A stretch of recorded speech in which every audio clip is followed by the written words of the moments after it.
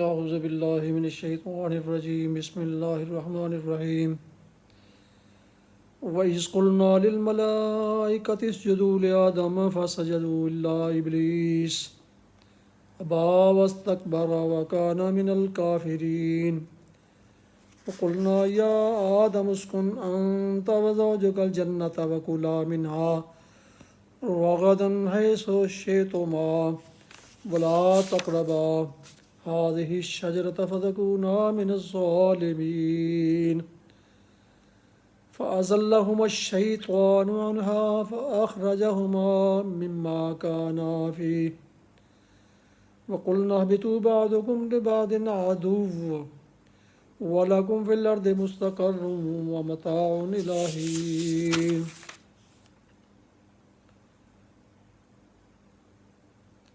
سورہ بقرہ آیت 34 تا 36 اپنے اس کی تلاوت سماعت فرمائی. اب ترجمہ سے وَإِذْ قُلْنَا لِلْمَلَائِكَةِ اسْجُدُوا لِآدَمَ فَسَجَدُوا إِلَّا إِبْلِيسَ.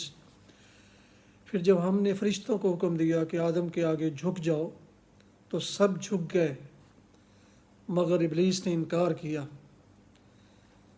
ابا واستکبر وکان من الکافرین. وہ اپنی بڑائی کے گھمنڈ میں پڑ گیا اور نافرمانوں میں شامل ہو گیا.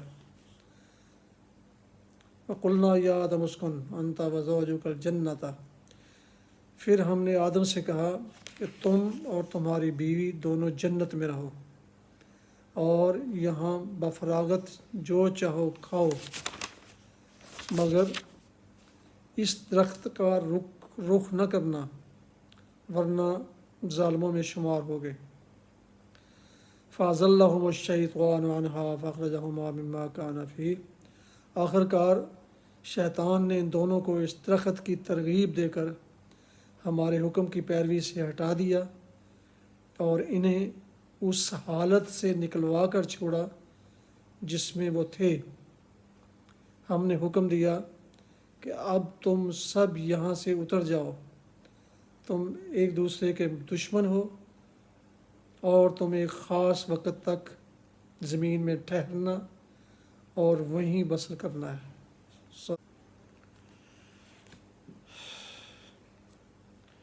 سورہ بقرہ کی آیات 34 تا 36 اس کی تفسیر سنیے. پھر جب ہم نے فرشتوں کو حکم دیا کہ آدم کے آگے جھک جاؤ تو سب جھک گئے. اس کا مطلب یہ ہے کہ زمین اور اس سے تعلق رکھنے والے طبقات کائنات میں جس قدر فرشتے معمور ہیں ان سب کو انسان کے لیے مطیع و مسخر ہو جانے کا حکم دیا گیا. چونکہ اس علاقے میں اللہ کے حکم سے انسان خلیفہ بنایا جا رہا تھا اس لیے فرمان جاری ہوا کہ صحیح یا غلط جس کام میں بھی انسان اپنے ان اختیارات کو جو ہم اسے عطا کر رہے ہیں استعمال کرنا چاہے اور ہم اپنی مشیت کے تحت اسے ایسا کر لینے کا موقع دے دیں تو تمہارا فرض ہے کہ تم میں سے جس کے دائرۂ عمل سے وہ کام متعلق ہو وہ اپنے دائرے کی حد تک اس کا ساتھ دے. وہ چوری کرنا چاہے یا نماز پڑھنے کا ارادہ کرے، نیکی کرنا چاہے یا بدی کے ارتکاب کے لیے جائے. دونوں صورتوں میں جب تک ہم اسے اس کی پسند کے مطابق عمل کرنے کا اذن دے رہے ہیں تمہیں اس کے لیے سازگاری کرنی ہوگی.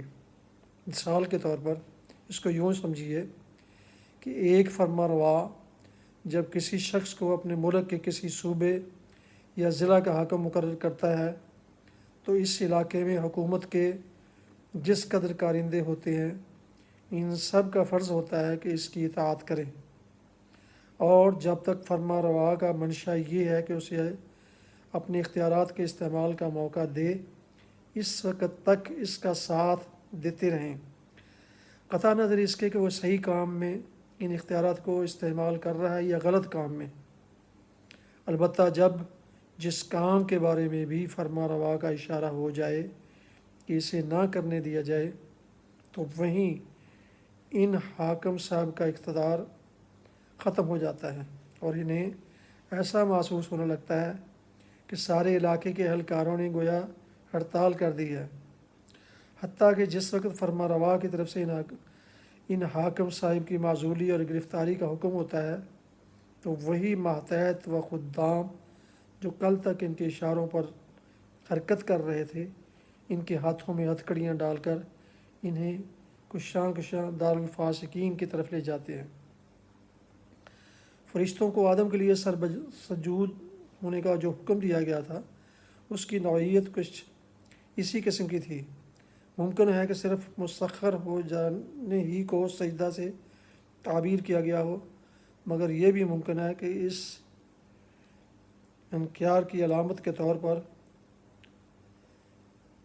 کسی ظاہری فعل کا بھی حکم دیا گیا ہو، اور یہی زیادہ صحیح معلوم ہوتا ہے۔ تو سب جھک گئے، مگر ابلیس نے انکار کیا۔ ابلیس لفظی ترجمہ انتہائی مایوس، اصطلاحاً یہ اس جن کا نام ہے جس نے اللہ کے حکم کی نافرمانی کر کے آدم اور بنی آدم کے لیے مطیع و مسخر ہونے سے انکار کر دیا، اور اللہ سے قیامت تک کے لیے مہلت مانگی کہ اس نسل انسانی کو بہکانے اور گمراہیوں کی طرف ترغیب دینے کا موقع دیا جائے۔ اسی کو شیطان بھی کہا جاتا ہے۔ در حقیقت شیطان اور ابلیس بھی محض کسی مجرد قوت کا نام نہیں ہے، بلکہ وہ بھی انسان کی طرح ایک صاحب تشخص ہستی ہے۔ نیز کسی کو یہ غلط فہمی بھی نہ ہونی چاہیے کہ یہ فرشتوں میں سے تھا۔ آگے چل کر قرآن نے خود تصریح کر دی ہے کہ وہ جنوں میں سے تھا، جو فرشتوں سے الگ مخلوقات کی ایک مستقل صنف ہیں۔ وہ اپنی بڑائی کے گھمنڈ میں پڑ گیا اور نافرمانوں میں شامل ہو گیا۔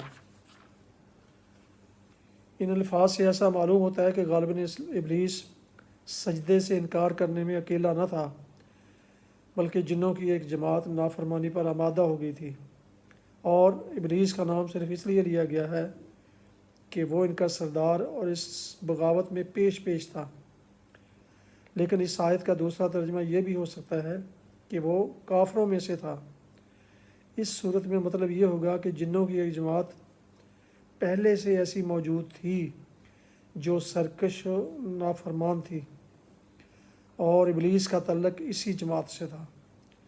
قرآن میں بالعموم شیاطین کا لفظ انہی جنوں اور ان کی ذریت یعنی نسل کے لیے استعمال ہوا ہے، اور جہاں شیاطین سے انسان مراد لینے کے لیے کوئی قرینہ نہ ہو، وہاں یہی شیاطین جن مراد ہوتے ہیں۔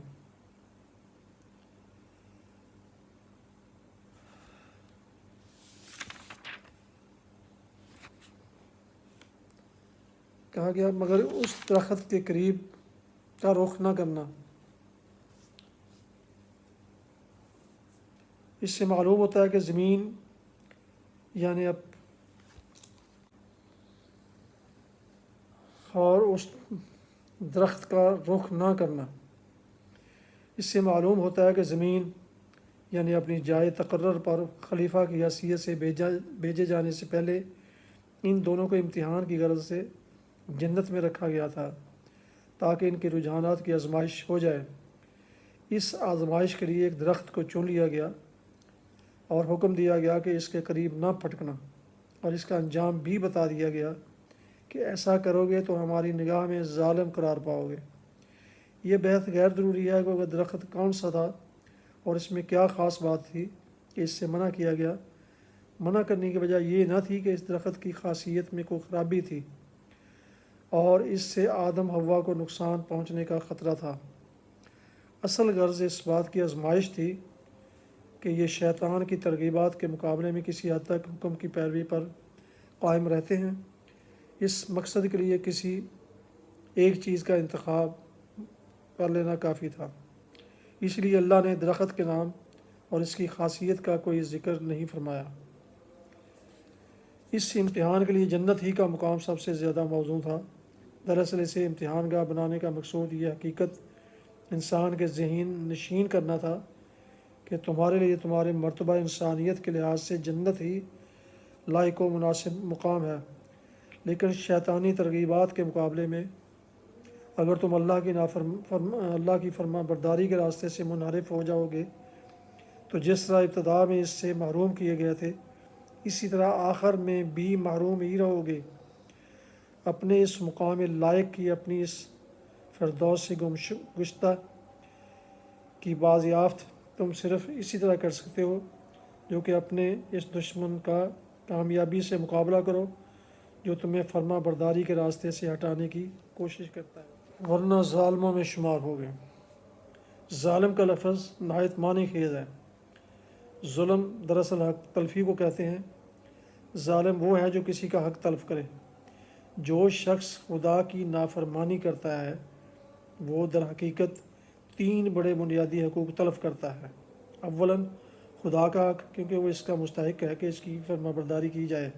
ثانیاً ان تمام چیزوں کے حقوق جن کو اس نے اب اس نافرمانی کے ارتکاب میں استعمال کیا، اس کے اعضائے جسمانی، اس کے قوائے نفس، اس کے ہم معاشرت انسان، وہ فرشتے جو اس کے ارادے کی تکمیل کا انتظام کرتے ہیں، اور وہ اشیاء جو اس کام میں استعمال ہوتی ہیں، ان سب کا اس پر یہ حق تھا کہ وہ صرف انہی کے مالک ہی کی مرضی کے مطابق ان پر اپنے اختیارات استعمال کرے، مگر جب اس کی مرضی کے خلاف اس نے ان پر اختیارات استعمال کیے تو در حقیقت ان پر ظلم کیا۔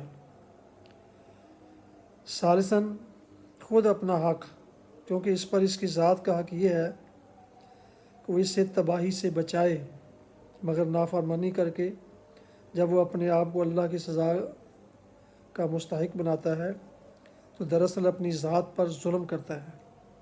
انہی وجوہ سے قرآن میں جگہ جگہ گناہ کے لیے ظلم اور گناہ گار کے لیے ظالم کی اصطلاح استعمال کی گئی ہے۔ ہم نے حکم دیا کہ اب تم سب یہاں سے اتر جاؤ، تم ایک دوسرے کے دشمن ہو، یعنی انسان کا دشمن شیطان اور شیطان کا دشمن انسان۔ شیطان کا دشمن انسان ہونا تو ظاہر ہے کہ وہ اسے اللہ کی فرما برداری کے راستے سے ہٹانے اور تباہی میں ڈالنے کی کوشش کرتا ہے۔ رہا انسان کا دشمن شیطان ہونا تو فی الواقعہ انسانیت تو اس سے دشمنی ہی کی مقتضی ہے، مگر خواہشات نفس کے لیے جو ترغیبات وہ پیش کرتا ہے ان سے دھوکہ کھا کر آدمی اسے اپنا دوست بنا لیتا ہے۔ اس طرح کی دوستی کے معنی یہ نہیں ہے کہ حقیقتاً دشمنی دوستی میں تبدیل ہو گئی، بلکہ اس کے معنی یہ ہیں کہ ایک دشمن دوسرے دشمن سے شکست کھا گیا اور اس کے جال میں پھنس گیا۔ صدق اللہ العظیم و صدق رسول النبی الکریم علی ذالک من الشاہدین والشاکرین۔